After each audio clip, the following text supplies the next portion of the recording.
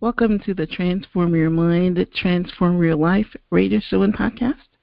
I'm your host, Coach Myrna Young, and this is our first interview of 2019, and I wanted to start out the year with an episode on building wealth, because that's my wish for anyone that's listening. So I start off this year with a guest. His name is Jeff Schechter. He is the CEO and co-founder of High Return Real Estate. And Jeff has been helping his clients build wealth through real estate investments for over 40 years. So welcome, Jeff. And we're also going to be calling him Shecky. He loves that. Well, thank you, Myrna. Yeah, that's what all my friends call me. Happy to be here. Welcome, Shecky. Thank you. Okay, awesome. Yes. All right. Well, I am going to enjoy talking to you. It's, my topic. If you're a regular listener to the radio program and podcast, you may know that I'm a realtor, real estate investor, as well as a life coach. I myself have been in the real estate business for some 19 years, so I can lend a lot to this conversation. In fact, if you Google realtor life coach, I am at the top of the list. So I had someone call me the other day all the way from California saying that's what she did. She is a realtor and she wants to be a life coach, and she Googles and I popped right up. So I love that. Yeah. All right. I know, right? That's awesome. I know. When I was telling my daughter, she says, I didn't know that was a thing. So yes, that's a thing. And I am that thing. All right, so let me give you a little bit more information about Schechter. CEO and co-founder, has had the entrepreneurial bug his entire life. He started his first business right out of college, and over the years been involved in numerous business ventures. His love for real estate investment began in the 1980s when he rehabbed 5 of his own residences before the term house hacking even existed. Since those early days of torn up kitchens and bathrooms, he's bought and sold many, many properties and is an active investor to this day. In addition to investing, he operates a private consulting practice. He thrives in helping people realize their full potential, not just in business and investing, but in all aspects of life. So I guess we will call you a coach as well. Yeah, all right. I like it. It sounds good. Let's go with that. Yes, we'll call you a coach as well. So it's your thing too. Yeah. All right. Well, that was a short but powerful bio. So my first question I'm going to ask you is, what was the fire starter that got you into business right out of college? And, you can add on to that, what was your motivation for transitioning into real estate? Well, first of all, I kind of sucked at school. I was not very focused. I came from an incredibly traditional background where there was just a lot of expectations placed on me in terms of those traditions. And I just struggled a lot with fitting that mold. And, as a result, it was very difficult for me to follow through with stuff in college and, follow the path that was somewhat preordained for me. And as a result, it just made me very, very scrappy. And I just felt like, I don't want to just go and get the good job and put in my 40 years and get my education and, marry the right girl and have 2.7 kids and live in a house in the suburbs with a white picket fence. It just wasn't. Yes. There's nothing wrong with that, but I just didn't. I wasn't feeling it, and I spent a lot of years kind of trying to figure all that stuff out, or who I was, and so entrepreneurialism and starting my own businesses were really a form of necessity, because I didn't really have any terrific formal training. And they were also a form of establishing my own freedom. And so that's really the answer of, how I got started with all that, or why I got started. Okay. Well, okay, so you figured out that because you weren't, very good at school, or that business was the way to go. And what made you choose real estate as that business? Or how long it was before did you start a business first and then got into real estate, or that's what you started right off? Yeah, there were other businesses. I just always kind of have this entrepreneurial bent, and would look for ways to increase income, or do things in a more flexible way. But eventually, I started seeing that there was, obviously, you get into the high ticket items like homes, there was just lots more opportunity for profit. And so going way back to like the 80s, when I started buying really my first homes, what I figured out I could do is I could buy them in not as good a condition and be able to buy them for a whole lot cheaper than what the pretty ones were, and I could fix them up and add a whole lot of value to that because people were willing to pay a premium for the really nice ones. And so what I would do is I would just live in them for a year or two while I was fixing them up, and then I would sell them and move on to the next one. And it was a way to make some really nice extra profit and live for free for many years. And so that was kind of the initial seeds of my real estate investing career. Yeah, that's also a good model as well, because the government helps you with the tax breaks on that. But if you live in a house for 2 years, then the money that you make goes, if you're single, you can earn up to $250,000 because you've lived in the property for a year and don't have to pay any capital gains tax. So did you know that, or that happened to just be a byproduct? I actually didn't know it at the beginning, but learned it very early on. And so I would figure out that I wanted to live in those places exactly 2 years and 1 day. And then that became kind of my, because you save a lot of taxes, right? And, I'd much rather put it in my pocket than the government's pocket. I always figured that I'd probably spend it a little bit more wisely than the government would. So why the heck not? Yeah, that's actually a good idea. I have one of my original pastor had he found out about this real estate investment thing, at some point, and ended up going out and buying 11 homes. And then one of the things that he did was buy himself a $500,000 home, and plan to live in it for a couple of years, and then do exactly that. Because as a married couple, you have up to $500,000 worth of that you can. But he got bitten. The market crashed, and I mean, he had to live in that home for a while. But and then he lost a lot of the other 11. But that's what happens sometimes when you go all out, and but the way you were doing it is you're buying them one at a time, I'm assuming, right? That's how you start out. You buy one, and then you live in it, and then you sell it, and you make some money, and then you buy another one, and basically, that's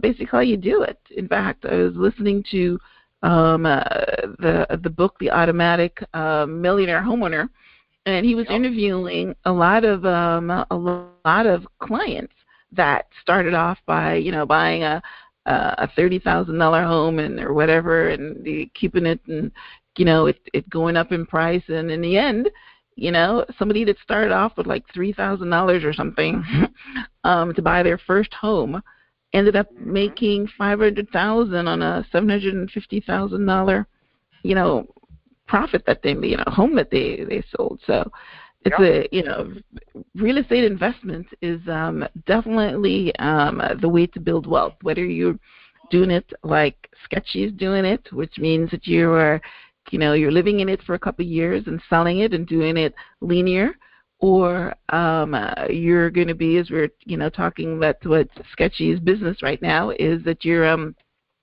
investor. So you never live in them. You just buy them with the sole purpose of investing.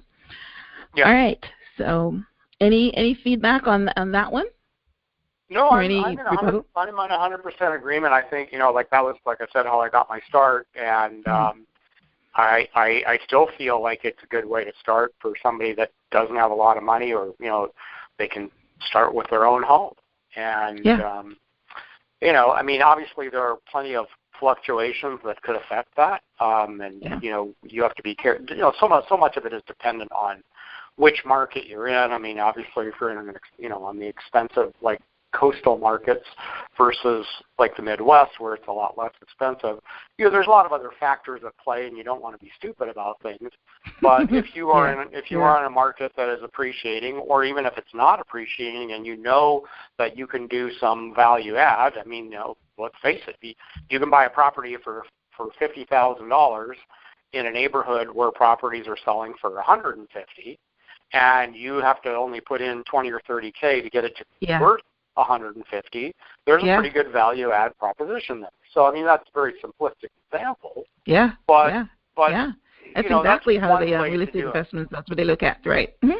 Yeah, it's not how we do it anymore, but it's how I did it to get started.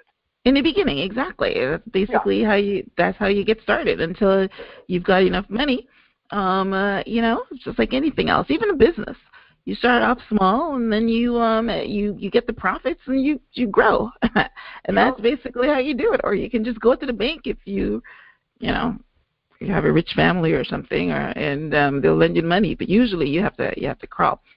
But that was a good segue into my next question, because as we're starting into 2019 as a realtor, I'm recognizing that the market is changing. It's, we're heading into a little downturn. And of course, I feel as a realtor and people in the, the stock market or whatever feel that when the market is down or going down is the best time to buy. So what is your advice for someone, with that, we're talking to someone that's starting and not necessarily, well, even investors, we're looking at someone that's, starting, with a small house or a condo or something and trying to build wealth, or we're talking to investors that already have a portfolio. How do you feel about the market in 2019? Well, there's you to an extent there, Myrna. You asked me two questions, and I want to. There's a two-part answer. So. Well, please do. I don't disagree that there is a bit of a downturn going on, but everything is cyclical, and there's a natural cycle. When we look back at what happened, in 2008 and 2009, and the banks were doing some really, really stupid stuff, and anybody could get a loan even if they didn't have a job, and there was some really crazy stuff going on. There was no way that could sustain itself. So, to a certain extent, it had to crash. Fast forward to today, and there's been a lot of other laws, obviously regulation that has been put into place to prevent that from happening again. So what's going on is the banks are actually just doing different stupid stuff than, things that are legal. So I'll give you an example. Back in 2008 and 2009, the liquidity of the banks, the solidity of the banks could be reduced down to a number based on how solvent they were, meaning they were running at about 1.8 to 2% of what they loaned out as deposits to back it up, right? So in other words, if you got $100, you're loaning out a little more than $98 of that, and you're keeping, $1.80 or so just to remain solvent, right? And then you put the rest on the government and call it, FDIC insured or whatever, right? Nowadays, that there are other, limitations to the way that mortgages and loans and things can be done. However, the banks are running at a deposit of less than 1% now. So it's actually 0.8% on deposits as far as their liquidity is concerned. So they are completely insolvent, completely. It's horrific when you think about it in terms of fiscal responsibility. And it's not anything that, in my mind, is sustainable. And I feel like, we're hanging on a very dangerous ledge. Now, how that's going to play out, really nobody knows. I don't have a crystal ball. I mean, or will we have another government bailout? Will we have, but none of those, even bailouts don't necessarily mean that things are going to be bright and rosy, because somebody's got to eventually pay for the bailout, and U.S. government can't really borrow much more money than they already have. At this point, they're just kind of down to printing more money, and all that does is just cause rampant inflation. So it's not a situation that's really very good. I think in general, you look at prices in the more expensive areas, like the West Coast and stuff like that. Yeah, I mean, how long are those huge prices going to sustain themselves? I don't know. Things are different now than they were back then, because we have a more global society, and it's highly possible that we may, as prices start falling, you may start seeing more foreign investors coming in and buying American real estate, in which case, the demand might continue to be strong, and we may not see as big of a fallout. So you don't know. The part two that I'm getting at is that it's all based on you don't necessarily know. And playing that appreciation game is dicey. It's not the way that we invest anymore in our model. So what I mean by that is the only thing that we know for sure is that people need basic things. They need food and they need shelter. And so from a shelter standpoint, we know that owning a basic property, whatever you call it, house, duplex, apartment, whatever, is always going to be something that's in demand, because people will always need a place to live. Now, you want to buy things that obviously you believe will always be in demand, in and near bigger cities, in and near bigger employers, in and near downtown areas. These are things those rental properties are always going to be in demand. So what we look for from a standpoint of investment is things that we can buy inexpensively. We don't have to put a lot of money in to rehab them and keep them good, but the price to rent ratio is everything to us. In other words, can we get a really, really good return on our money when we put that thing out there into the rental pool and we start getting that thing rented and cash flowing, even after we take out all kinds of things for taxes, insurance, property management, repairs, all that other kind of stuff, can we still make a really, really attractive, and in most cases, double-digit return after all that stuff? If we can do that, we don't really give a crap about appreciation. We don't even really care if we have a little bit of depreciation, because we always have the demand for the rental. And as such, we will always have cash flow. And if we always have cash flow, we always have a great asset. Well, that's basically how it works. Now somebody that's purchasing a property that they're going to live in might have a little different opinion, because but then even then, if they're planning on living on it for, until they retire, until they're 30 or, 30 years from now, then obviously we know that it will appreciate. We're starting off, I keep talking about my first house that I purchased in Toronto, Canada for $185,000. It's worth well over $1 million now, 30 years later. So we know that, if you hold on to it for a little while, it's guaranteed to appreciate. You can't say that for stocks, because, the company might go belly up and you lose everything. But you're very right. So, the people that concentrate on appreciation are definitely, the homeowner that's thinking that, if I buy this property, then it might go down. And that's why most of them bailed out, which was kind of silly when the market crashed. And they had I'm living in the foreclosure capital of the United States, Fort Myers, Florida, Lee County. We had more foreclosures here than anywhere in the country, because the prices dipped and everybody bailed, thinking that they're never going to go back up. But yeah, they're more tied to the appreciated value. But as a realtor, I tell my clients all the time, especially the investors, and I tell them exactly what you just said, that regardless of, the value of the property, you can always cover your mortgage. And you can always, most of the times make a positive cash flow. Something's got to be totally wrong if you can't have a positive cash flow. Now you're looking at it in as far as return on your investment, and that's another thing the the automatic millionaire homeowner talked about. People think that if they buy a $200,000 property and it doesn't appreciate, that means they're losing.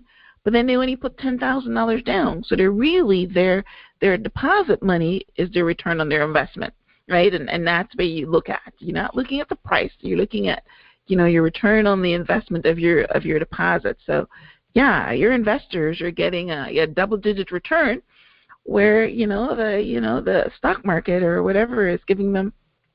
Like I mentioned, I come from Canada. Yeah, and I have a lot of investor family from Canada. Yeah, exactly. But yeah, I mean, just talking to my brother over there, and they have to put down about $150,000 to buy a home, because it's 20% down, and the minimum, the average property is at $750,000.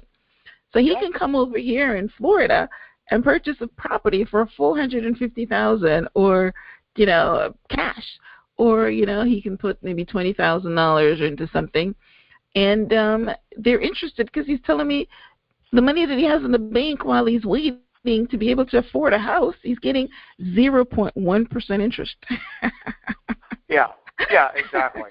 Yeah, and that same, just FYI, that same $150K in our market, with what we do, we would be able to sell an investor 3 single-family homes, or or a duplex and 2 houses for that number. That's finished, rehab, tenanted, performing. So you have to really start thinking about, okay, if I have X amount of dollars, how can I maximize what we're doing? And it's not to take anything, because I know you're a realtor, not to take anything away from realtors, but I'm appreciative of the fact that you're a realtor and also an investor, because most of the realtor talk that we see out there is still kind of peddling, the American dream, i.e., your home's going to be the single greatest investment you're ever going to make. And I'm resonating with your story about paying $150K for the house in Toronto that's now worth $1.1 million. But the other hidden side to that conversation is, over all those years, how much inflation was there and how much loss was there in spending power of that money, how much was paid in taxes, how much was paid in repairs, how much was paid in maintenance. So when you look at things like an investor, taxes, maintenance, repairs all go into your formula, right? And it's unlike, and you get to write it off. Well, you get to write it off too, but what I'm saying is most realtor speak in terms of like the retail market doesn't really account for all of that stuff, and I feel like it's somewhat misleading to the buyers, because it's they're talking about schools and it's a great area and look how close you are to shopping, and sure, all that stuff is meaningful from a standpoint of lifestyle, but it's not meaningful from necessarily helping that person make the best financial decision. True. Well, yeah. I mean, I wear both hats. I'm an investor myself, and I do believe that the buy and hold properties are definitely the way to go. There's investors that do the flipping thing, or buying and rehabbing and selling, but I do like the buy and hold formula, because it definitely works. Yep. So, all right. So we are off to an excellent start. Let's take a quick break, and then we're going to come back and we're going to talk to Sketchy about what he does. He's going to give us some details about the investment properties that he offers to his investors. So don't go anywhere. We'll be right back.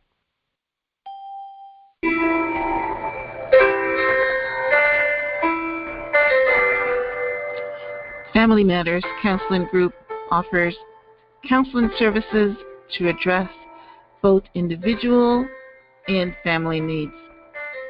We offer a wide variety of therapeutic services to aid children, families, single adults, and couples in managing their most difficult life challenges. When you feel like everything in your life is falling apart, when it seems like every day is more difficult than the next, Family Matters Counseling Group is here to help. We have created a detailed treatment approach to help you achieve all your goals. We provide expert training to schools, nonprofit organizations, and police departments surrounding issues of mental health, addictions, and vulnerable populations. We have hope that happiness is possible. For more information, call us at area code 919-756-4451 or visit us on the web at familymatterscounselinggroup.org.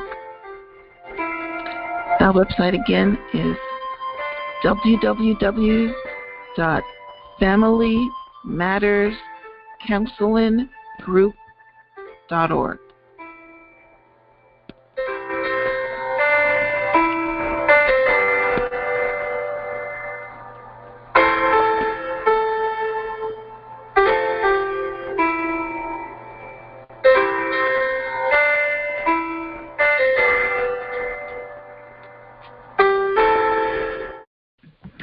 Welcome back to the Transform Your Mind, Transform Your Life radio show and broadcast. My guest today is Jeff. We're going to be calling him Sketchy. And our topic is building wealth with real estate investments in 2019. In our first segment, Jeff shared with us his views on the market. And, basically what he was telling us, it doesn't really matter about the appreciated value of your home because as an investor, your focus is on the return of your investment and your dollar. And even if you're purchasing a home for yourself that you're going to be living in, then we all know that real estate is guaranteed to increase at some point in time. It might have, the dips because it's a cyclical, but go ahead and build your wealth because it's one of the best ways that you can do it. So as we get into our second segment, we want to, focus a little bit on what Sketchy does. And as a real estate investor, you offer your clients fully finished performing properties, rehabbed, inspected, warranted, tenanted, and professionally managed. So we touched on a little bit on this in our first segment, but what is the benefit of this service to a new or an investor that already has a portfolio? Well, we just know that we can do it better than they can. Our business, to an extent, was built on us going out and doing buy and hold investing, buying properties, from other providers. Sometimes they were considered themselves turnkey providers, but we were never able to really get the entire process done perfectly for us. So, as you can imagine, everything has to be done right. In order to have a really, really great rental property of whatever size, whether it's one door or 500 doors, it has to be acquired for the right price. It has to be rehabbed correctly so that it's in great condition, so it doesn't need a lot of repairs moving forward. It has to be tenanted correctly, and most importantly, it has to be managed correctly for cash flow. And let's face it, most property management companies are for-profit companies, and as a result, when an investor turns over the reins of management to that said property management company, they're saying, okay, here's your opportunity to make a profit. So every little, broken toilet in the middle of the night, every repair gets an incredible amount of markup on it, and that significantly erodes the investor's cash flow. So my business partner and myself were buying some properties, and we were buying actually in the Midwest in Indianapolis. And neither one of us lived in Indianapolis, but we just, there's an old saying, like live where you want to, but invest where it makes sense. And even though we were in the fantastic market of Indianapolis, it still wasn't quite turning out the way we wanted it to. So we just decided we were just going to build a better mousetrap. And over the course of the last, 2.5, 3 years, we've just really dialed everything in to where we have all of, like an amazing acquisition team and the amazing rehab teams and a full property management division that really does everything. So we just looked at it and said, as investors, what would we want? So we married the combination of this great city for investing where prices are low and price-to-rent ratios are really like the best in the country. And we're also in a state that has incredibly friendly landlord laws, which also affects ROI to a certain extent. And major city employers, all that kind of stuff, great rentability. And we married that to all these really, really strong processes. And we just created a system whereby an investor could buy rental properties with complete peace of mind. Now, it doesn't necessarily mean that it's perfect. I mean, let's face it, it's real estate. So there's always going to be a little wrinkle here and there. I don't think there's ever such a thing as a perfect tenant. But it's a really, really a great system. And we are also our own customers. We buy from ourselves as well. And we have investors really from all over the world, and they seem to be very happy because they continue to buy more and more property. So that's really just what we set out to do, and we've been very successful at it because we're able to do things better than the investor can do on their own. All right. So are you still in Indianapolis? Yep. I moved here. No, I mean not you living, but I mean your business. Yeah, all of our teams and offices and everything. We are right here in Indianapolis, boots on the ground. We know the city very well. Most of our team members are, born and raised here, and yeah, we're intimately aware. We know every street in this town. Okay. Well, again, as being in the real estate investment space, I have heard that there are like 6 really great states that are conducive to like what you just said, friendly landlord laws, and Yep. But I've never heard of Indianapolis. People talk about Nevada and I don't remember the 6 now. Obviously, Florida is one of them, but never heard of the Indianapolis on there. But so that's great. Now I wanna touch back on when you say tenanted. A couple of things that you mentioned that you do. So you're saying it's tenanted correctly. Do you do something different than the regular background checks? No, I don't think so. I think that really it starts with not cutting corners. So when you rehab a property correctly, I mean, we're not in the real fancy areas, obviously. I mean, if we're selling, we make no bones about it. The great majority of our properties are in C-class neighborhoods because that's where we're able to get the best ROI. So most of our tenants are typically working class Americans, more blue collar. They're not necessarily people with good credit. I mean, we do background checks and we make sure that they've got, that the income that they're stating is the right income and that they have no recent evictions and things like that. But management is everything because you have to make sure that the tenant understands that they're not going to take advantage of a situation. That we'll give you a really, really great place to live, but you also have to respect the property and you have to pay your rent. And if you're not doing those 2 things, we're just going to be very firm with you and we're going to get you out. And again, in the state of Indiana, it becomes very easy to get somebody out if they're not living up to their end of the bargain. Okay. Yeah, so is Florida. You got like the 7-day, eviction notice kind of thing, right? All right. So that's what you meant by tenanted properly. You just make sure that there's an understanding, mutual understanding, and all right.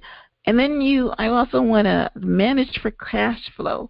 So you're talking about something more than return on investment. I'm assuming with that. What do you mean by that? Well, yes and no. So I alluded to it earlier. A lot of investors will go and buy an investment property, and then they'll go out and start interviewing property management companies. And again, anybody that they hand over the reins to is a for-profit property management group. And so there's always going to be markup on all the repairs, and property management group is always going to be looking for ways beyond their normal 8 or 10 or 12% of rent that they charge to make a profit off of that investor. They don't really have any skin in the game to make sure that the investor cash flows. Their skin in the game is to make sure that they make profit. They're making money, right? In our case, the property management division is our company. So we have got a number of different LLCs, and of course, just from a legal standpoint, they're set up as separate LLCs, but they're all the same ownership. We operate as one company. So even though as I talk to you right now, I'm sitting on the sales and management side, right on the other side of my wall in the same office are the gals on the property management division. We all operate as one company. So when it comes time to take care of a property or, handle a tenant complaint or fix something or whatever, obviously job number one is making sure the tenant is taken care of, right? But also included in job number one is making sure that the amount of money that's charged to the investor is not on some sort of big markup. So we operate that division on extremely thin margins because we've made a profit with the investor when we first sold them the property in the first place. Got you. Right? Mm-hmm. And by the way, even with that markup on that profit, that mostly came from our economies of scale. It didn't come from putting in some random markup just because we want to make a living. We actually are not selling properties at, over market value or, in fact, in many cases under. And when I spoke earlier about being able to sell properties or do things better than the investor can do it themselves, look, when you're buying 20, 30 properties at a time and rehabbing 20 or 30 properties at a time, there's some incredible economies of scale that you can do there that most of our markup just comes from those efficiencies. And so then when we go back and make our profit, the investor's not paying any more. In fact, oftentimes they're paying less for that property that's in better condition that will perform even better than had they chose to do it themselves. Well, yeah, that's very true because you're using volume, and volume always, gives you a better deal. So that's awesome. Sure. That is definitely a good service. And, I'm listening to it again with investors, ears and eyes, and I can definitely, see that, where that would be, an excellent business. And I'm pretty sure you're doing very well because it's something that, basically all an investor wants to know is, hey, I'm making an investment and I'm getting a good return on my money and I have someone managing it and I don't even have to do anything. That's not bad. It's nothing bad. They don't have to look for the tenants. They don't have to worry about repairs. They don't have to look, they're just, it's all about, this is my investment and this is what I'm getting on the other end of it with none of the headaches. Not a bad system at all. The only thing the investor has to really do is only a couple things. I mean, there's no such thing as anything that's completely hands-off. So just to be clear, the only thing the investor has to do is obviously they've got to pay their taxes because we're not going to pay their taxes for them. In part of their investment. In Indiana, it's 2 checks a year. It's no big deal. You can do it online twice a year. And in a situation, if the property does indeed need some repairs, we have a certain threshold that any of the little stuff is taken care of. It's subtracted out of the rents. But if it becomes something that's a little bit bigger, then it's just a matter of us having a conversation with them and asking them how they want to handle it. But that's really the only involvement, and investors really appreciate that because they just man, just send me my checks every month. And, we do everything by direct deposit, and we have an online portal, and they can log in and see all their tenant activity, financial activity, repair activity. They can see all that online. So it's a very, very automated process, and that's a good system. Someone that for someone that just is like, our investors typically are people that are very busy. They want to be in the investment game. They want the solidity of owning the deed for the property. They want something of real value to show for it, not just like a piece of paper of a stock or something like that. But they're busy. They're professionals. They're got jobs. They own their own businesses. They're families. They've got busy lives, and they just don't want to mess with all that stuff. So they just leave it to us, and it's a very, very symbiotic relationship, let's just say. That's great. That's a great relationship. So, all right, that's also pretty good. I mean, we don't have anything like that in Florida, as far as I know, but that's a good service. That's a good system. So hopefully, maybe some people might be listening to this and be inspired to open up some markets elsewhere. All right, now let's talk a little bit about the retirees, because one of the things that that you help your clients do is to speed up their retirement by using income property. So if somebody is listening and right now they're going into retirement, how can your services help them, or what advice do you have for them? And as far as investing, that's probably a better question. Well, that's a great question. The easy answer is, and I'll just give you the simple strategy of how we do it. Look, there's a lot of great strategies out there for helping people accelerate their retirement. If you want to do it with real estate, the way it works with us, like, our properties are fairly inexpensive. So I want to be clear and say that the initial sale is all cash. It's not financed. Only because, as you can imagine, if it's a $50,000 property, then there's very few lenders that want to mess with that up front and do all that kind of stuff and go through the appraisal process and blah, blah, blah. It's just like it's a mountain of paperwork for very little return. So obviously we're prepping properties, and in order for us to be successful, what we have to do, and to keep those economies of scale, we have to do a certain amount of volume, and we have to sell fairly quickly. So we don't want to have long hold times in our inventory. So when we sell all cash, once somebody signs a purchase agreement, we're usually closing 2 or 3 days later. Like, it happens pretty quickly. So what we encourage the investors to do that want to accelerate is we have a couple of relationships with lenders that are more of a cash-out refi lender. So whether you're buying 1 or 2 or 10 properties or whatever you can afford to buy, you buy what you can initially. And some of these lenders will want a seasoning period, meaning they want to see 5, 6, 7 months of rental performance and know that everything is stabilized. Some of them do not even ask for a seasoning period, but as long as you can show them that you have the deed to the property and you own it free and clear, they will come back and loan you a percentage of that money against that property, right? So,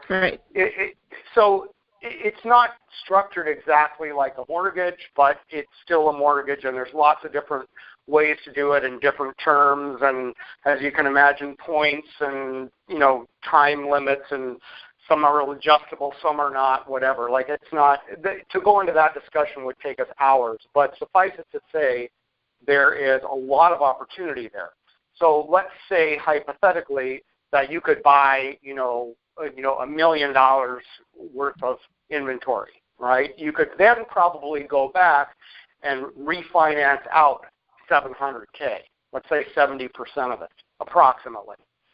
What that does for you is it allows you to then take that $700K and buy more properties. Get those seasoned, again do another cash out refi, and buy more properties. So you can accelerate that curve very, very quickly.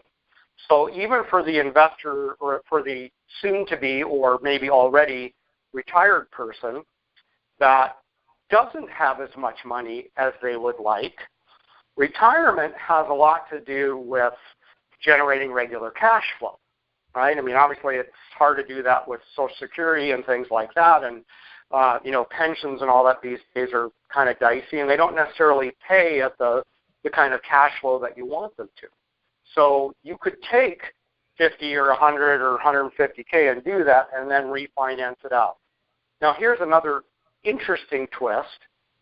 In the United States, there is a special kind of IRA. So if you have money in an IRA or 401K, and if it's a special kind called a self-directed IRA or 401K, which is a total legal instrument to do that, you are allowed to take money out of that and invest that into real estate. So again, you don't even have to have your IRA or 401K doing things like buying money markets or stocks or things that don't perform very well or things that are subject to the whims of the stock market. You can actually buy inventory from us that performs like that and use that to beef up your existing retirement account.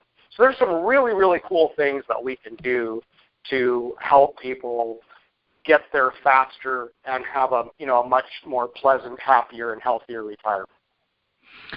Yeah, that makes sense because, of course, the retirement funds now are, not performing very well. So, yeah, our real estate would be, definitely double-digit return. So I'm understanding what you're saying now, that you can, they can either take money out of the property and, refinance it and buy more, or they can take it out of their self-directed IRA. Offline, I'm going to ask you about that because I tried to do that and it didn't work for me. But we're not going to get on that on the radio. I'll send you an email and you can tell me how that basically works. Right, and you can imagine, Myrna, having done this for a while, we have some really amazing relationships, like lenders, and like we've got a great company that does all of our property insurance for our investors, and the premiums are ridiculously low and the coverage is crazy high. So because of, again, the volume and the economies of scale, one of the other benefits of having these relationships for our investors is they can leverage off of those relationships that we have. Yeah. So yes, I'm happy to give you some definitely a good team or a good team in the system, and that's what it's all about. Yes. Absolutely. Yep. Awesome. All right, well, let's go into our second break, and then when we come back, we will wrap up, and Sketchy is going to let you know how you can get in touch with him, and maybe you want to invest. So don't go anywhere. We'll be right back.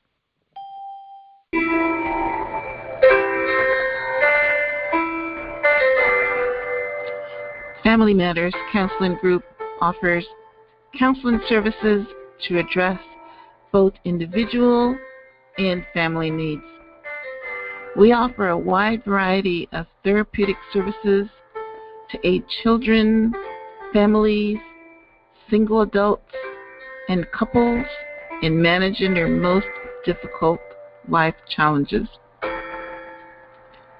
When you feel like everything in your life is falling apart, when it seems like every day is more difficult than the next, Family Matters Counseling Group is here to help. We have created a detailed treatment approach to help you achieve all your goals. We provide expert training to schools, nonprofit organizations, and police departments surrounding issues of mental health, addictions, and vulnerable populations. We have hope that happiness is possible. For more information, call us at area code 919-756-4451 or visit us on the web at FamilyMattersCounselingGroup.org. Our website again is www.FamilyMattersCounselingGroup.org.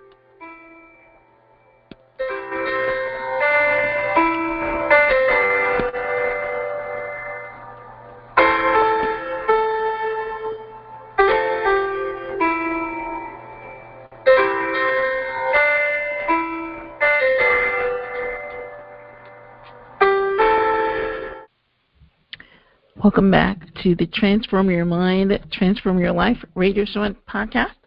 And today I have been trying to transform your mind regarding building wealth through real estate investments. So if you haven't jumped on board yet, then maybe 2019 is your year. And I have been talking to CEO and founder Jeff, let me see if I say the word right, Schechter, nickname Sketchy. I know, right? I'm going to muck that up. It's Jeff Schechter, a.k.a. Shecky. Shecky, all right. So I've been talking to Shecky, and, he knows his stuff. He's been doing in this business for a while. He's built a turnkey system for investors with a great team, and helping his clients have investments worry free. Yeah, that's the word, turnkey. So as we wrap up our show today, Sketchy, can you tell our listeners how they can get in touch with you? I mean, as I was listening to you, I'm thinking to myself that, maybe some of my clients that I have that invest in Florida might even, want to try your turnkey approach. So, tell our listeners how they can get in touch with you. Well, we do almost everything online. So it's highreturnrealestate.com. And that's the name of our company. It's the name of our website. We also have a podcast called the High Return Real Estate Show. So everything we do is under the name High Return Real Estate. And we did it that way because then we would be motivated to live up to that name. Yeah. And so far, so good. But essentially, on that site, we will display, as much of the current inventory as we can that isn't already snapped up quickly because property sells very fast. But we do not work with investors unless we actually have a relationship with them. So, step one, go to the site, look around, see what we're up to. Step two, if that's of interest to you, we'll definitely, there's lots of ways to do this on the site, or contact us, reach out to us, and we'll set up a call with you with the gal that handles investor relations. And she does an amazing job of matching up properties with investors' criteria. And, really just to make sure that, look, we're very good at what we do, but we operate in a certain city, in a certain niche, and we're able to, really template what we do and get really excellent returns for our investors. But, there's some people want coffee, and we're offering tea. It doesn't mean that we're going to be all things to all people, right? So we want to have these conversations with the investors, number one, to make sure that what we're doing for them is the right thing. Like we know that we don't want to sell to everybody. We really want to earn the business of the investors that really understand our strategies and the things we're doing are the right things for them. They make sense for them.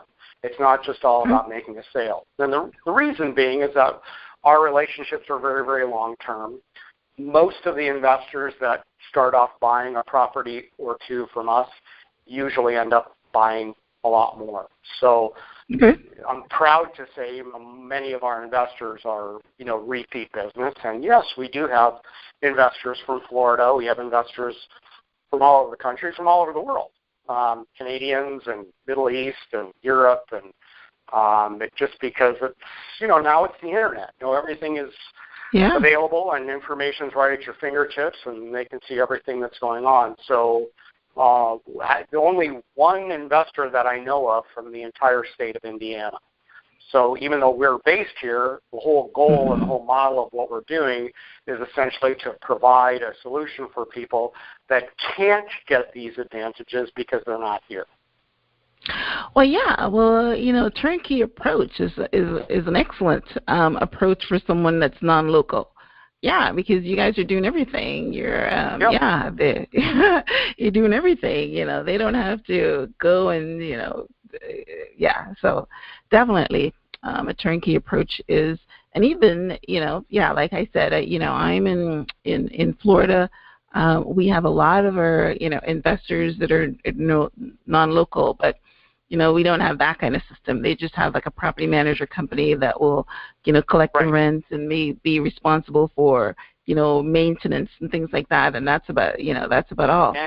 And interestingly, Florida is a pretty good market for investors because there's some pretty decent price to rent ratios down there. But we are currently, I'm not, this is off record to a certain extent, but we are currently looking at a couple of locations in Florida as potentially a second location for us to take the systems and all the things that we do and do the same thing there and offer our investors another market to invest in besides Indianapolis. Until such keep my number. But until such a time that we have all those same, because for us it's really two things that really have to happen. We have to have systems in place, and we have to have all the right relationships in place. Your teams, right? We call it relationships. I call it teams. But you have to have a for team, sure. So right? we're quietly working on that in the background. No official announcements, but we know that Florida's got some good price to rent ratios and good pricing and things like that. But it's and it's also a place where a lot of people are moving to. I mean, the rental market is strong for sure, and so we'll see how the next few months plays out. But I think there'll come a day where we'll have some sort of operation there. But for now, it's like we can't even come close to what we're anywhere to what we're doing in Indianapolis. So we're just gonna we just keep plugging away up here. Yes, so that's awesome. All right, well, we've come to the end of our show, and I want to thank Sketchy for this great information. He gave us a lot of nuggets, not necessarily about his business, about the fact that real estate is a great investment, regardless of whether the market goes up or goes down. It's a place where you can make money, whether it's your own property that you buy and live in and for 2 years and then sell it and move on and use the money to buy something else, or you buy and hold, you buy and flip and rehab, or whatever you do. There's ways to make money. So I want to thank you for your information as far and your inspiration, and just want to let you know that what we're going to be doing. I'm starting this year with a series, and next week we're going to have Sketchy's Vice President, Jack Gibson. And he's the president. He's actually the president, and I'm the CEO, and he's the co-founder with me, and he's a great guy. So you'll have a good time talking to him. He's got some different angles to things. We have different strengths and weaknesses. So and I want to also say I'm super appreciative of you inviting me on the show and for such compelling questions, and it was just fantastic. Well, thank you. The name gave me a little challenge, but we had a great conversation, and I even learned a few things regarding as far as the bank. That was new information to me. Thank you on that. Well, Jack's topic is going to be how to build multi-passive streams of income. So we're going to branch off a little bit over the real estate, and we're going to be talking about other ways that you can have passive income. So just want to thank everybody for tuning in. Remember to subscribe and share this episode with your friends. And if you have iTunes, go ahead and post a review. So again, thank you for tuning in to the Transform Your Mind, Transform Your Life radio show and podcast. And until next time, namaste.